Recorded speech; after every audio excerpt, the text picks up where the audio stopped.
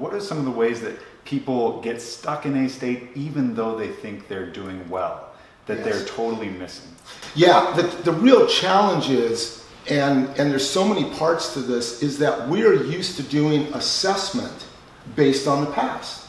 How are we doing today compared to last year? And that's normal, and I think that's really important to do. So don't get me wrong, it's not like it's a negative. But the problem with doing that is you're always looking backwards.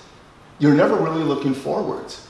And so the best you can do is take what isn't working in the past and improve upon it, which is good possibly for current business. So it's getting you from an A state to, let's say, a bigger A state, a better A state.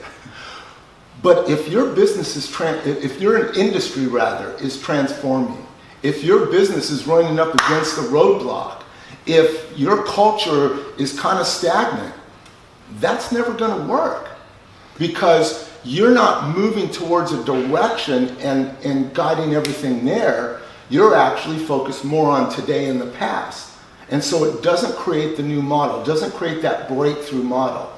Now, here's the thing that's really interesting about this, is that when you do an assessment, and instead of assessing based on the past, you clarify your desired reality and measure yourself against that, now you've got the gap, and it becomes a pulling process, not a pushing process. Gotcha.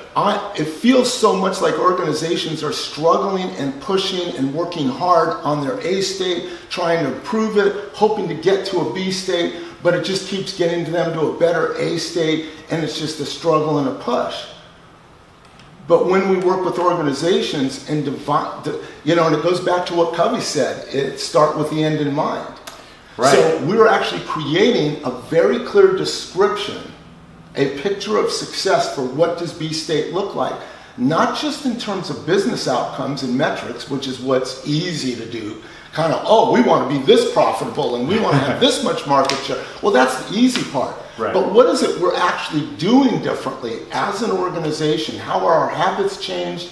How has our processes changed? How are we working together differently to actually support that breakthrough state?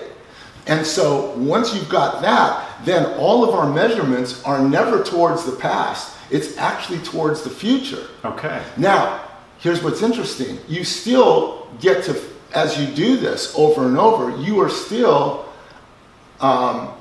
determining how you've improved, but now it's how you've improved relative to where you're going, not how you've improved relative to where you've been. Okay. Very big difference.